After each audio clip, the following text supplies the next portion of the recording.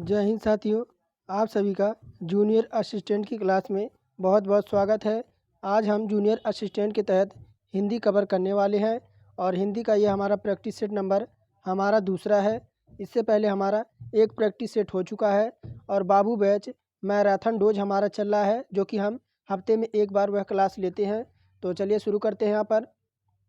और पहला ही प्रश्न है, अमृत का पर्यायवाची यहाँ पर पूछ रहा है।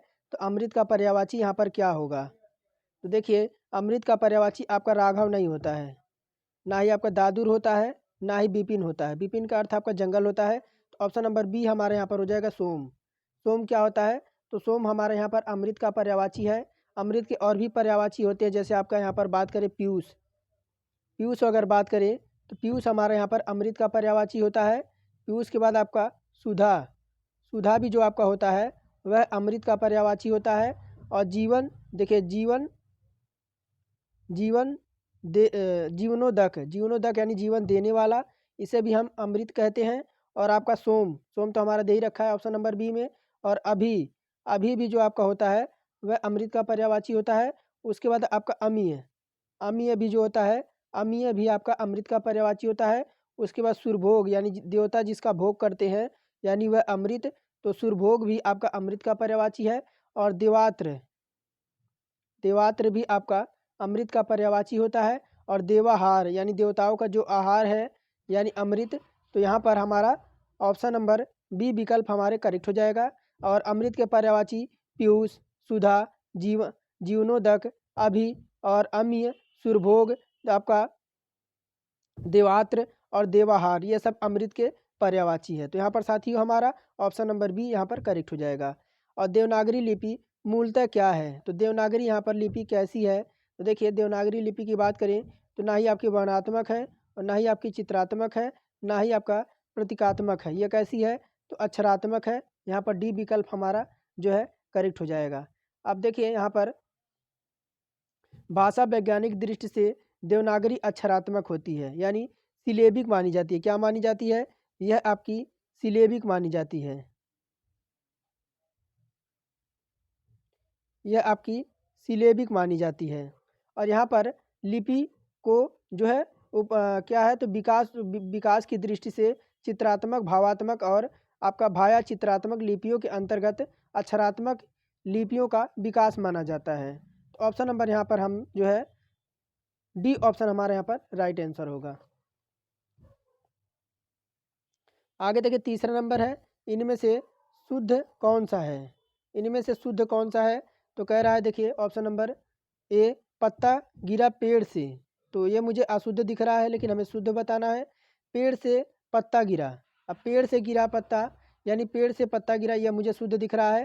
पेड़ों में से पत्ता गिरा, तो देखिए ये भी नहीं होगा। और पेड़ की पत्ता गिरी, ये भी नहीं होगा। यानी यहाँ पर पेड़ से पत्ता गिरा यह शुद्ध वाक्य हो गए, बाकी आपके असंगत हो जाएंगे। अर्थात यहाँ पर आपका वाक्य अशुद्ध हो जाएगा। तो विकल्प हमारा बी यहाँ पर जो है करेक्ट आंसर हो जाएगा। और यहाँ पर चौथा नंबर है, सभा में, सभा में 50 लोग थे, वाक्य में विशेषण का कौन सा यहाँ पर भेद है? तो सभा में 50 लोग थे, वाक्य में विशेषण का यहाँ पर कौन सा भेद है? तो निश्चित आपका देखिए 50 लोग था, यह तो निश्चित नहीं है।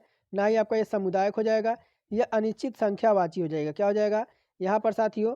ऑप्शन नंबर सी हो जाएगा, अनिश्चित संख्यावाचक ये हो जाएगा कि जो शब्द संज्ञा और सर्वनाम की अनिश्चितता को दर्शाते हैं, उन्हें अनिश्चित संख्यावाचक हम विशेषण कहते हैं। जैसे 50 लोग अनिश्चित संख्या वाचक विशेषण है।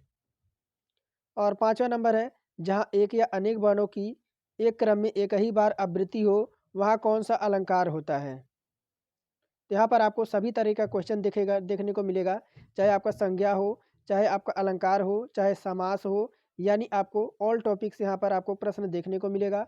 और यहाँ पर पाँचवा नंबर है, जहाँ एक या अनेक वर्णों को एक क्रम में एक ही बार आवृत्ति हो, वहाँ कौन सा अलंकार होता है? ऑप्शन में देखिए विप्सा दे रखा है, श्लेष है और लटानुप्रास है और छेकानुप्रास है।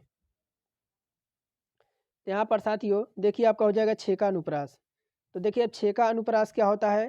तो जहाँ एक या अनेक वर्णों की एक एक क्रम में आवृत्ति हो, वहाँ छेका अनुप्रास अलंकार कहलाता है। जैसे परम पुनीत भरत परम पुनीत भरत आचरण। यहाँ परम पुनीत में 6 का अनुप्रास अलंकार हो जाएगा। क्यों? क्योंकि व्यंजन वर्ण की आवृत्ति उसी क्रम के स्वरूप हो रही है। तो यहाँ पर हमारा डी विकल्प साथियों बिल्कुल करेक्ट हो जाएगा। और चैनल पर पहली बार जुड़े हैं तो ज़रूर हमें सपोर्ट करें। सपोर्ट के तौर पर बस आपको केवल सब्सक्राइब ही करना है और एक लाइक करके प्यारा सा कमेंट कर देना है। और आगे देखिए, तेलुगु शब्द की उत्पत्ति निम्नलिखित किस शब्द से हुई है? तो तेलुगु शब्द की जो उत्पत्ति है निम्नलिखित में से यहाँ पर किस शब्द से हुई है? तो देखिए आपका तूफानु दे रखा, तूफानु तो नहीं होगा, यह आपका त्रिलिंग हो जाएगा। कैसा शब्द हो जाएगा? यह त्रिलिंग हो जाएगा।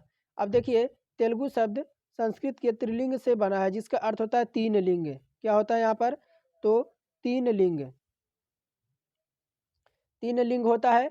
और तीन लिंग से तात्पर्य आपका द्राक्ष, कालेश्वर और श्रीशैलम से है। यानी क्या हो जाएगा यहाँ पर त्रिलिंग का अर्थ? तो आपका एक होता है द्राक्षाराम। क्या हो जाएगा यहाँ पर? पहला जो आपका हो जाएगा वह द्राक्षाराम, द्राक्षा राम, यह पहला लिंग हो जाएगा।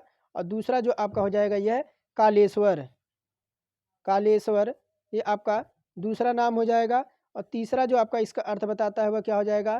तो आपका श्रीशैलम। क्या हो जाएगा? श्रीशैलम। यह तीन आपके लिंग है। तो यहाँ पर ऑप्शन नंबर हमारा त्रिलिंग यहाँ पर करेक्ट हो जाएगा। यह तीनों के अर्थ निकल जाएगा, द्राक्षाराम, कालेश्वर और श्रीशैलम। आगे देखिए, 7वां नंबर है, भारत के उच्चतम न्यायालय तथा उच्च न्यायालयों की भाषा संबंधित निर्देश किस अनुच्छेद में दिया गया है? तो यहाँ पर देखिए अनुच्छेद 344 है, अनुच्छेद 346 है, अनुच्छेद 348 है और अनुच्छेद 120 है। तो 7वां नंबर प्रश्न है। तो 7वां में देखिए हमारा जो हो जाएगा यहाँ पर अनुच्छेद ना ही ए होगा ना ही बी होगा। अनुच्छेद यहाँ पर हमारा राइट जो हो जाएगा वो ऑप्शन नंबर सी हो जाएगा। भारतीय अनुच्छेद 348 जो है उच्चतम न्यायालय और उच्च न्यायालयों और अधिनियमों, विधायकों आदि के लिए यह प्रयोग की जाने वाली भाषा से संबंधित है। और अनुच्छेद 46 जो आपका किसके तहत है? अनुच्छेद 46 जो होता है वह यह संबंध बताता है कि एक राज्य दूसरे राज्य के बीच या किसी राज्य और संघ के बीच आपके पत्र राजभाषा से है। और अनुच्छेद का जो 120 का जो संबंध है, अनुच्छेद 120 का, वह संसद में प्रयोग की जाने वाली भाषाओं से संबंध रखता है। आगे है 8वां नंबर, हिंदी रामकाव्य परंपरा के अंतर्गत एक विशिष्ट कृति कौन सी है? तो यहाँ पर ऑप्शन में है रामचंद्रिका, कवि प्रिया, रसिक प्रिया और विज्ञान गीता। तो हिंदी राम काव्य परंपरा के अंतर्गत एक विशिष्ट कृति यहाँ पर कौन सी होने वाली है? तो साथियों यहाँ पर हमारा जो ऑप्शन नंबर ए हो जाएगा रामचंद्रिका। अब देखिए, केशव दास कृत यानी केशव दास का, यह जो है केशव दास का, किसका? केशव दास का, केशव द्वारा जो है कृत हिंदी रामकाव्य परंपरा के अंतर्गत एक यह विशिष्ट कृति है। केशव दास की अगर बात करें तो केशव दास का जो जन्म हुआ था आपका 1555 में। इनका जो जन्म हुआ था 1555 में हुआ था। और इनकी कृतियां हैं जैसी कवि प्रिया, देखिए कवि प्रिया भी आपका इनकी रचना है और रसिक प्रिया भी इनकी रचना है। और वीर सिंह चरित, विज्ञान गीता और रतन बावनी और जहांगीर जस चंद्रिका, यह सब इनकी रचनाएं हैं। तो लेकिन यहाँ पर कह रहा कि इनकी एक विशिष्ट कृति कौन सी है? तो यहाँ पर हमारा रामचंद्रिका हो जाएगा। आगे है यहाँ पर 9वां नंबर, जहाँ दो या दो से अधिक धातुओं का प्रयोग साथ किया जाता है वह क्या कहलाती है? तो देखिए यहाँ पे सकर्मक नहीं कहलाएगी ना ही अकर्मक कहलाएगी, यह कहेगी संयुक्त क्रिया। कैसी क्रिया? तो यहाँ पर देखिए जहाँ दो या दो से अधिक धातुओं का प्रयोग साथ साथ आपका किया जाता है वहाँ पे संयुक्त क्रिया कहलाती है। अर्थ की दृष्टि से क्रिया के टोटल 13 भेद होते हैं। कितना? क्रिया के मेरे साथियों टोटल आपके 13 भेद होते हैं। और जैसे उदाहरण में बात करें, वह पढ़ने लगा, वह खा चुका, इस तरह से आपका जो है उदाहरण पे आपका होता है। आगे देखिए, आगे है 10वां नंबर, उन्मूलन का विलोम यहाँ पर कौन सा होगा? 10वें नंबर में तो उन्मूलन का विलोम आपका देखिए ऑप्शन नंबर हो जाएगा निमीलन। क्या हो जाएगा यहाँ पर?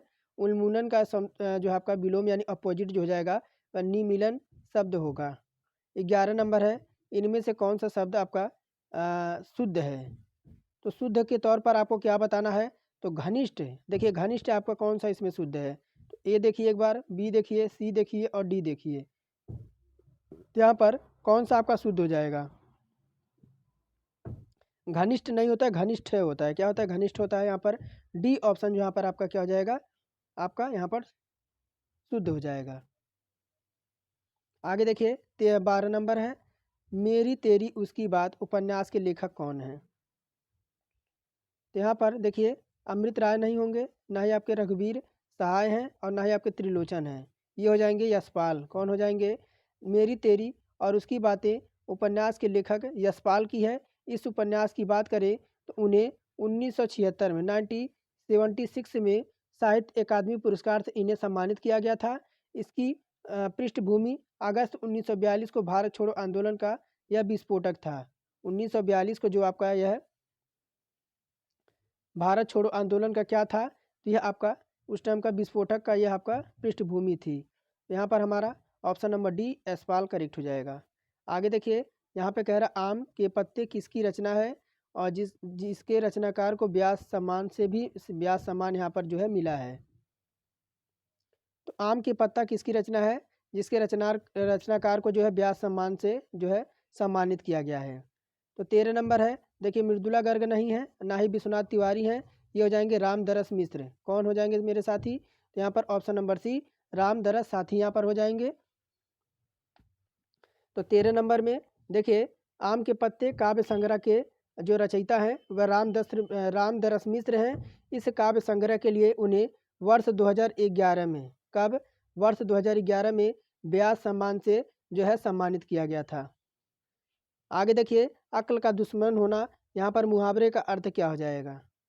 तो यहाँ पर देखिए अक्ल का दुश्मन होना मुहावरे का अर्थ देखिए महापंडित नहीं होता है, ना ही शत्रु होता है और ना ही मित्र होता है। ये क्या हो जाएगा? महामूर्ख। क्या हो जाएगा यहाँ पर भाई मेरे? तो यहाँ पर ऑप्शन नंबर डी जो हो जाएगा महामूर्ख हमारा जो है 14 का बिल्कुल करेक्ट हो जाएगा। और कौन सा वर्ण उच्चारण की दृष्टि से यहाँ पर दंत नहीं है? तो देखिए दंत नहीं है, तो यहाँ पर बात करें पहली बात आपका दंत वर्ण होता कौन कौन सा है? तो एक तो आपका तय होता है, तय के बाद आपका थ होता है। क्या होता है? तय के बाद आपका थ होता है, थ के बाद आपका द होता है, द के बाद आपका यहाँ पे ध होता है और ध के बाद आपका न होता है और न के बाद आपका यहाँ पर एल आपका ल होता है। यह सब कैसे हैं? तो आपके दंतव्य वर्ण हैं। तो यहाँ पर कह रहा है दंत वर्ण आपका यहाँ में से कौन सा नहीं है 15 नंबर में? तो देखिए ऑप्शन नंबर सी आपका यहाँ पर जो है ट जो नहीं, ट जो है आपका क्या है? तो ट आपका वर्ण जो आपका होता है यह मूर्धा होता है। क्या होता है? यह जो होता है मेरे भाई यह मूर्धा होता है। इस वजह से हमारे यहाँ पर सी विकल्प हमारा जो है सही नहीं होगा, यह दंत वर्ण है। बाकी आपका त द न ये सब क्या है? तो आपका दंत वर्ण है। और 16 नंबर है यहाँ पर इनमें से कौन सा शब्द केवट शब्द का अर्थ नहीं है? तो देखिए केवट का अर्थ आपका जो होता है वह निपुण नहीं होता है। क्या होता है? निपुण नहीं होता है। बाकी धीवर और मल्लाह और मांझी यह सब जो है केवट के जो है शब्द होते हैं, लेकिन निपुण जो यहाँ पर है मेरे भाई निपुण शब्द केवट का अर्थ नहीं होता है। और देखिए यहाँ पर नेत्रहीन शब्द में कौन सा समास है? तो नेत्रहीन में देखिए यहाँ पर द्वंद्व नहीं होगा, द्वंद्व के दोनों पद आपके प्रधान होते हैं। जैसे आपका यहाँ पर माता पिता, माता पिता जैसा इसका एक उदाहरण ले लें। और यहाँ पर जैसे एक बात करें तो आपका चक्रधारी, यहाँ पर चक्रधारी का अर्थ क्या हो जाएगा? यानी भगवान श्री कृष्ण। तो देखिए यहाँ पर दोनों पद प्रधान नहीं होते, दोनों पद मिलकर किसी तीसरे की ओर इशारा करते हैं, उसे बहुब्रीहि समास कहते हैं। तो यहाँ पर देखिए हमारा ऑप्शन नंबर बी हो जाएगा तत्पुरुष समास। कैसा हो जाएगा यहाँ पर? तो देखिए नेत्रहीन शब्द में तत्पुरुष समास हमारे यहाँ पर है। और तत्पुरुष समास का जो उत्तर पद होता है और यानी दूसरा पद वह आपका प्रधान होता है। तो इस वजह से हमारा जो है ऑप्शन नंबर बी हमारा बिल्कुल करेक्ट हो जाएगा। अच्छे नागरिक राष्ट्र हित में काम करते हैं, इस वाक्य में अच्छे किस प्रकार का विशेषण है? यानी अच्छे जो है यहाँ पर देखिए अच्छे आपका किस प्रकार का यहाँ पर अच्छे जो दे रखा हुआ किस प्रकार का जो है विशेषण है? तो देखिए सर्वनामिक नहीं होगा, ना ही आपका संख्या में गिना जा रहा है, ना ही आपका इसका कोई परिणाम मिल रहा है। ये हो जाएगा उसके गुण का गुणवाचक विशेषण हो जाएगा। कैसा? तो देखिए अच्छे नागरिक राष्ट्र हित में काम करते हैं, इस वाक्य में अच्छे जो है उसके गुण को जो है प्रदर्शित कर रहा है। और जिस संज्ञा शब्द या गुण दशा स्वभाव आदि का यहाँ पर उल्लेख होता है उसे हम जो है गुणवाचक विशेषण कहते हैं। आगे देखिए इनमें से कौन सा शब्द कदर का पर्यायवाची शब्द नहीं है। तो आदर नहीं होता है, ना ही आपका देखिए आदर भी हमारा यहाँ पर क्या है, आदर भी आपका आदर कदर ये और श्रद्धा और महत्व ये सब क्या है जो आपका है। तो यहाँ पर कदर का जो है आपका शब्द नहीं होगा तो आपका विस्मय हो जाएगा। क्या हो जाएगा? विस्मय आपका कदर का पर्यायवाची शब्द नहीं होगा। बाकी श्रद्धा और आदर महत्व ये सब हो जाएंगे। और मुरारी शब्द में कौन सा समास है यहाँ पर? मुरारी शब्द में यहाँ पर समास कौन सा हो जाएगा? मुरारी। तो 20 नंबर है। तो मुरारी की बात करें तो देखिए मुरारी आपका हो जाएगा यहाँ पर बहुब्रीय समास। कैसा हो जाएगा? तो देखिए यहाँ बहुब्रीय समास क्या होता है, तो दोनों पद पद मिलकर किसी तीसरे की ओर इशारा करते हैं तो वहाँ पर हमारा बहुब्रीय समास होता है। जैसे यहाँ पर अगर और उदाहरण की बात करें तो जैसे आपका मुरारी के बाद अगर बात करें तो आपका नीलकंठ।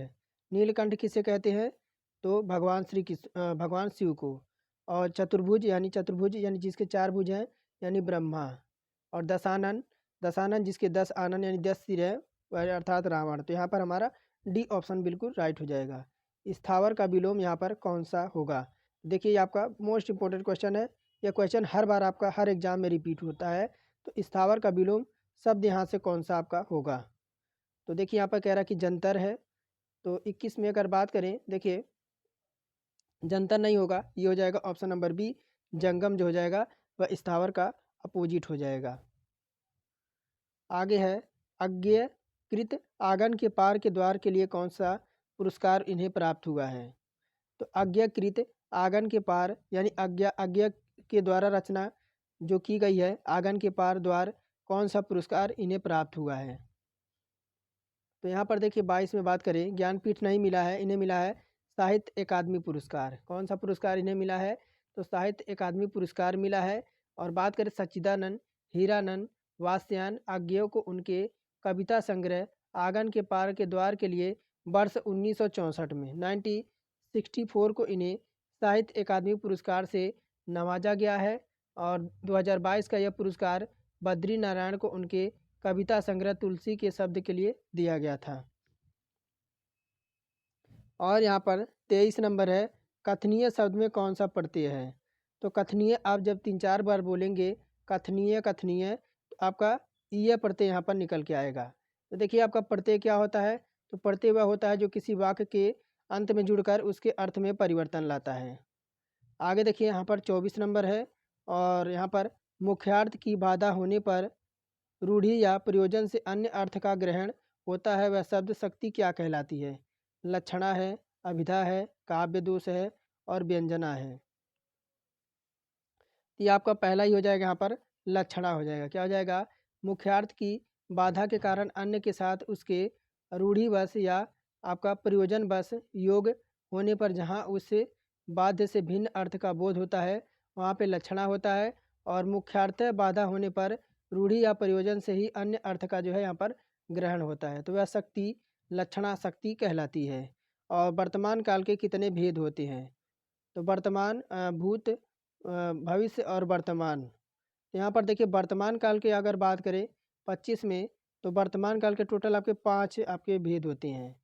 5 भेद यहाँ पर होते हैं। और पांचों भेद हम बात करेंगे तो सबसे पहले जो आपका होता है वह संदिग्ध वर्तमान काल होता है। कौन सा होता है? यानी सामान्य वर्तमान काल। पहले देखिए आपका जो होता है वह सामान्य वर्तमान काल। कौन सा काल? यहाँ पर सामान्य वर्तमान काल होता है। तो सामान्य वर्तमान काल। और दूसरा जो हमारा होता है वह कौन सा होता है? तो दूसरा जो होता है तत्कालिक है। तो तात्कालिक वर्तमान काल, तात्कालिक वर्तमान काल। और तीसरा जो आपका होता है तीसरा जो होता है आपका कैसा? तो पूर्ण वर्तमान काल, पूर्ण वर्तमान काल। और चौथा जो आपका होता है चौथा कौन सा होता है? तो संदिग्ध वर्तमान काल। कैसा होता है? तो आपका संदिग्ध वर्तमान काल, संदिग्ध वर्तमान काल। और पांचवा जो यहाँ पर होता है आपका लास्ट तो आपका संभाव्य वर्तमान काल, संभाव्य वर्तमान काल। इस तरह से आपके 5 प्रकार के जो आपके होते हैं वर्तमान काल के भेद। आगे है आपका क्रिया के भेद परिचय में इनमें से क्या क्या होता है। क्रिया के पद परिचय में इनमें से क्या क्या होता है, तो 26 नंबर है। तो देखिए यहाँ पर ऑप्शन नंबर ए नहीं होगा, क्रिया के प्रकार और वाच्य पुरुष नहीं, लिंग वचन काल ये भी नहीं होगा। और एक मिनट देखिए क्रिया के प्रकार और वाच्य और पुरुष ये भी होता है, लिंग वचन काल ये भी होता है, और वह शब्द जिससे क्रिया का संबंध होता है ये भी होता है। यानी हमारा ऑप्शन नंबर डी उपरोक्त यहाँ पर डी विकल्प हमारा राइट हो जाएगा। आगे है वाच्य के कितने भेद होते हैं। टोटल अगर 27 में बात करें वाच्य के भेद, तो टोटल वाच्य के 3 भेद होते हैं। पहला जो आपका होता है तो कृतवाच्य होता है। कैसा? पहला जो आपका होता है वह कृतवाच्य होता है, कृतवाच्य होता है। और दूसरा जो आपका होता है, दूसरा क्या कौन सा वाच्य होता है, तो भाववाच्य होता है, भाववाच्य होता है। और यहाँ पर तीसरा बात करें, तीसरा कौन सा आपका होता है, तो तीसरा आपका कर्मवाच्य होता है, तीसरा आपका कर्मवाच्य होता है। यानी जो है वाच्य के आपके 3 भेद हो जाएंगे यहाँ पर। तो 3 भेद, ऑप्शन नंबर डी हमारा 27 का करेक्ट हो जाएगा। आगे है वह दिन भर पढ़ता रहता है, रेखांकित पद में अव्यव का भेद बताना है। तो दिन भर यहाँ पर कैसा आपका अव्यव है, तो 28 नंबर में देखिए परिणामी वाचक तो नहीं होगा, ये आपका निपात हो जाता है। क्या हो जाएगा, तो यहाँ पर देखिए अब ये निपात क्या होता है, सबसे पहले हम निपात पे चर्चा करेंगे। तो प्रश्न में प्रस्तुत वाक्य में रेखांकित शब्द आपका दिन भर निपात अव्यव यहाँ पर होता है। अब ऐसे शब्द जिसमें लिंग वचन कारक के कारण मूलतः शब्द में कोई परिवर्तन नहीं होता है उसे हम अव्यव कहते हैं। और जिन शब्दों का प्रयोग किसी बात पर अतिरिक्त भार देने या जोर देने के लिए हम करते हैं उसे हम निपात कहते हैं। आगे देखिए 29 नंबर, इनमें से किस शब्द के रूप एक वचन और बहुवचन समान नहीं पाए जाते हैं।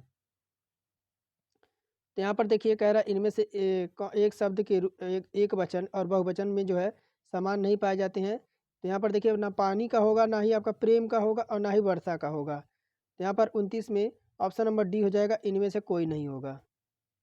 अब यहाँ पर पानी सदैव एक वचन में प्रयुक्त होता है। पानी कैसा है, तो सदैव पानी आपका एक वचन में यहाँ पर यूज होता है।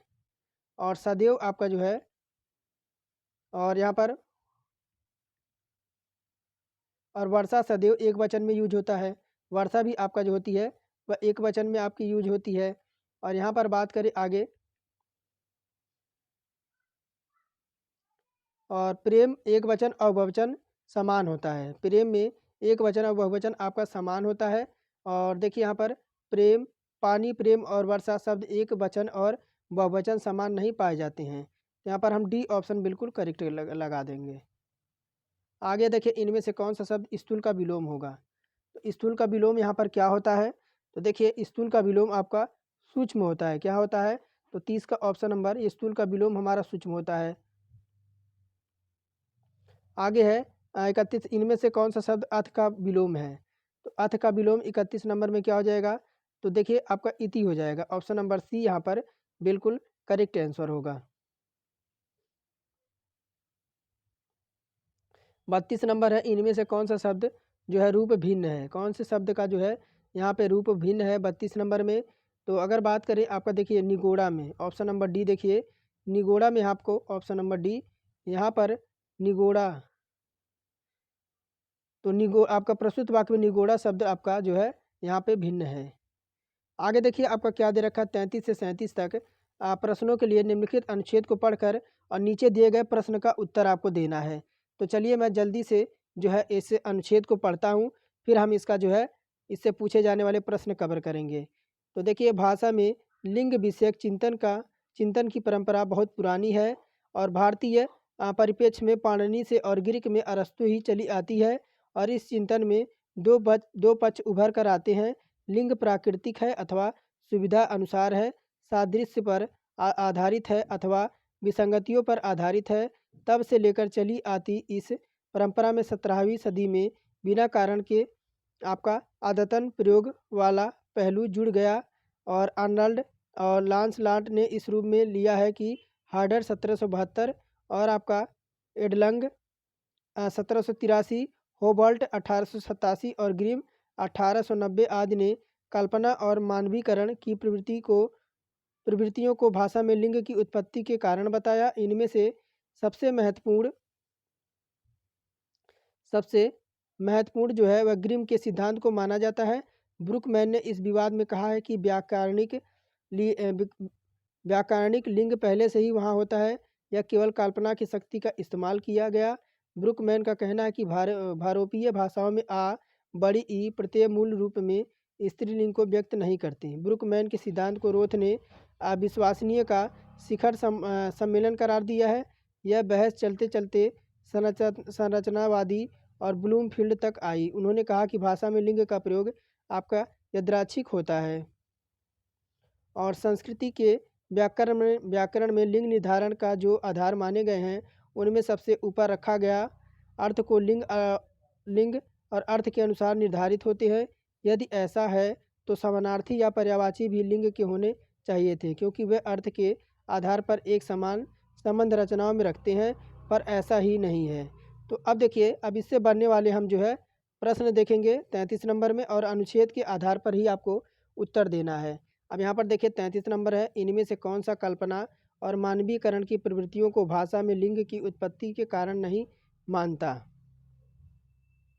तो देखिए यहाँ पर आपका अनडाल्ड हो जाएगा, क्या हो जाएगा ऑप्शन नंबर डी 33 में, कि अनडाल्ड कल्पना और मानवीकरण की प्रवृत्तियों को भाषा में लिंग की उत्पत्ति का कारण नहीं मानता है।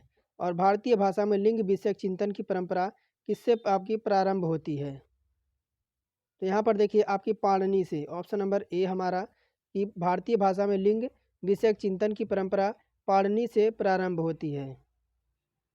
आगे है, निम्न में से कौन सा विद्वान भारोपीय भाषाओं के संदर्भ में यह मानता है कि बड़ा आ बड़ी ई प्रत्यय मूल रूप में स्त्रीलिंग को व्यक्त नहीं करते हैं?